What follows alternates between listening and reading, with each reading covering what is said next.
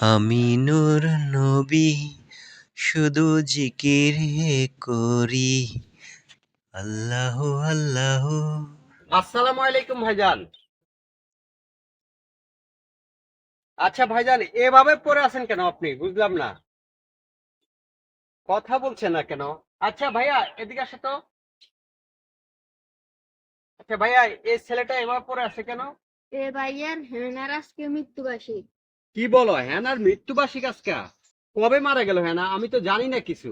আপনি জানেন না 20 বছর আগে মারা গেছে? ও, 20 বছর আগে মারা গেছে, এই কষ্ট এখনো বুক করতেছে ছেলে। আচ্ছা, হ্যানার যদি মৃত্যুবার্ষিক হয়, তাহলে তো তোমার উচিত হ্যানার কবরস্থানে গিয়ে, কবরের সামনে গিয়ে তুমি তার জন্য কবর জেরাত করা দরকার, এবং তার জন্য আজকে দোয়া করা দরকার, অথবা তার জন্য মিলাদ দেওয়া দরকার ছিল তোমার।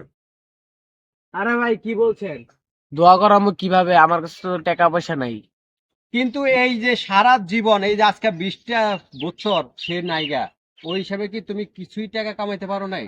আরে ভাই, ওর চিন্তাতে আমার ঘুমিয়ে আসে না। টাকা পয়সা কামাবো কিভাবে? ওকে তো আমি অনেক ভালোবাসি।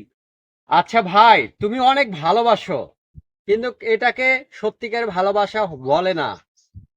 আচ্ছা ভাই, তুমি তো ওকে অনেক ভালোবাসো, বুঝতে পেরেছো, এটাকে সত্যিকার ভালোবাসা বলে না। কারণ ভালোবাসা এটাকেই বলে, তুমি যার জন্য দোয়া করতে পারবে, সেটাই হচ্ছে প্রকৃত ভালোবাসা। ধরো আমার প্রিয় মানুষ, আমি যাকে ভালোবাসি, ধরো আমার প্রিয় মানুষ, আমি যাকে ভালোবাসি, সে যদি মারা যায়, তার জন্য যদি আমি দোয়াই না করতে পারি, তাহলে সেটা কিসের ভালোবাসা হলো? তুমি যদি না পারো, তাহলে তুমি হুজুরের কাছে যাও, গিয়ে কবর জিয়ারতে দোয়া শিখো, এবং তার জন্য দোয়া করার যে দোয়াটা শিখা লাগবে, সেই দোয়াটা শিখো। সবচেয়ে ভালো হবে, এটাই হইবে তোমার প্রকৃত ভালোবাসা।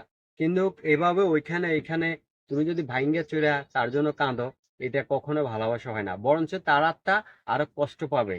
তুমি কাঁদতেছো ধরো এখানে বসে, হ্যাঁ, কিন্তু তার আত্মা আরো কষ্ট পাবে। তাহলে কি করতে হবে?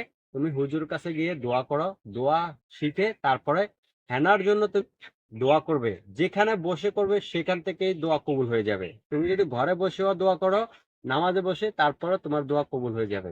তাহলে তুমি দোয়াটা শিখো ভাই।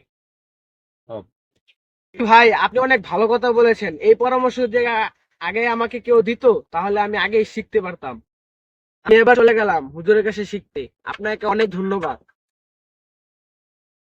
ঠিক আছে ভাইয়া, তোমাকেও অসংখ্য ধন্যবাদ। তুমিও কিন্তু ইসলামের পথে শিখবে, অনেক কিছু শিখলে তোমার জীবনের ভালোবাসার জন্য তুমি একসময় দোয়া করতে পারবে। ঠিক আছে, দেখা যায় শুধু ভালোবাসার মানুষের জন্য না, তোমার বাবা মা আছে, ভাই বোন আছে, যে কোনো আত্মীয় স্বজনের জন্য তুমি দোয়া করতে পারবে। হ্যাঁ, ঠিক আছে, ভালো থেকো। আল্লাহ হাফেজ, যাও, হ্যাঁ।